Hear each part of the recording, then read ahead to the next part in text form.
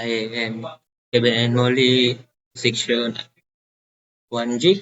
This is my problem for computer programming 2. Problem 1. Write a program that accepts two integers from the user and prints the sum, the difference, the product, the average, the distance, the difference between the two integers, the maximum, the largest of the two integers, and the minimum, the smallest of the two integers. Now we proceed for the making ay naggamit din ko og scanner kay para ma-print sa user kung unsay ang i-print na value.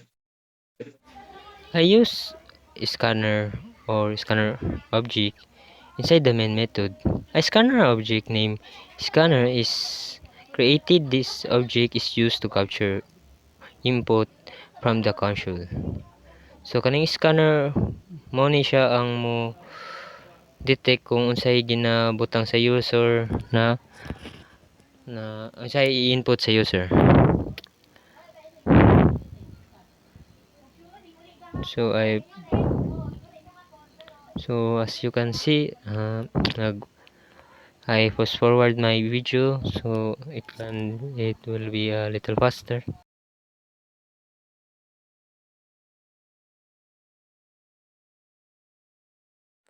And now I use system out print.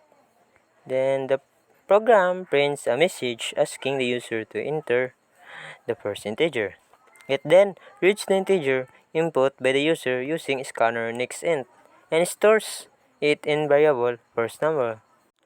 Para sa akong gi-istorya sa ganiya, kaniya akong system out print pangayoon niya si user ug unsay ang ibutang sa first integer. Kanya kumanya og input, i-store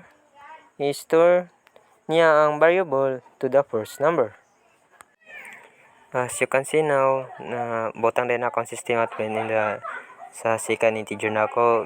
Copy paste na lang nako na siya para madali lang ako ang trabaho nya. Dire nagsugod ako buhat sa ako ang operations. As you can see, I'm making my operators to use by the second and first integer. The program then calculates the sum, difference, product, average, distance, absolute value of the difference, maximum and minimum of the two integers. These calculations are straightforward arithmetic operations. The average is calculated as a double to ensure that the result can include decimal place if necessary. So karon pagka tanaw niyo gi-post forward pa nako ang video para mapadali jud. So karon nagbuhat ko akong mga operator na si sum, difference, product, average, distance, maximum, and minimum.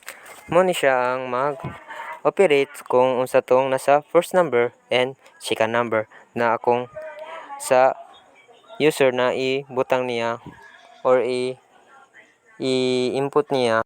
So pagka karon ang gamit din sa sum is for plus, the difference is for minus, the product is for times, and for average is which is first number plus second number divided by 2.0, which it can include a decimal result. As you can see now, I'm making int distance equal mat.abs difference. This will be indicate the difference between first number and second number. So now and I'm making it int maximum equal max.max first number and second number. That will so do the maximum of the two integer, which is the maximum of the two.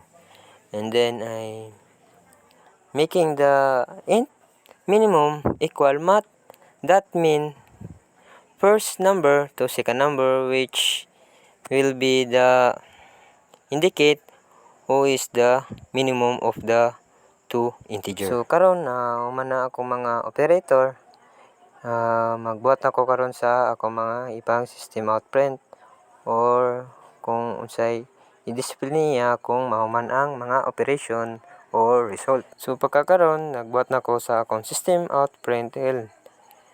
Mo ni siya as si sum, si difference, si product, average, distance, maximum and minimum. Diri siya makita kung unsa ang ming labas sa mga operation na atong gibuhat ganiya. So, mo ni siya.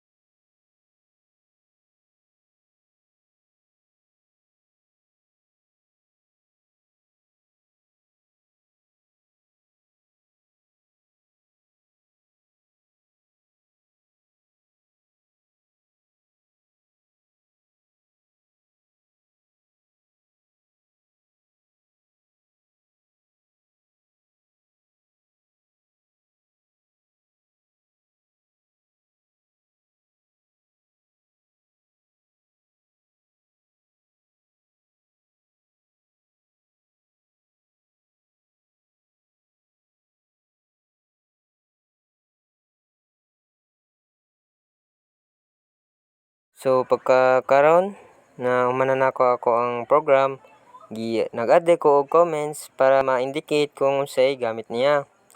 Diri sa akong gibuhat ron, gi-indicate na ako kung unsa iyang gibuhat. Prompt the user to enter the procedure. So, pagkakaroon sa second, same as the first integer, same na Japan sila, gibot ka lang nako para ma-indicate sila. Sa ikatulo, nagbutang ko og comments para asa dapit ang mga operations. Diri ay gibutan din ako calculate the required operations. Ano yung mga operation na kailangan para ma-solve ang unsay ginapangayo sa user. Na diri nagbutang ko comments diri sa system outprint na which is display the result. Karon mao ni ako na humana akong program na mao ni akong ato niya para nako. For example, my first integer is 40. Then the second is 50.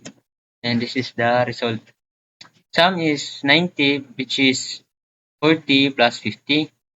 And the difference is 10, which is negative 10 for 40. And that is the difference between the two integers. The product is 2,000, which 40 times 50.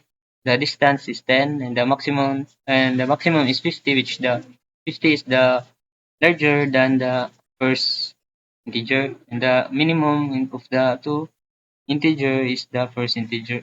Integer is 40. And this is how I solve my problem. And that's all. Thank you.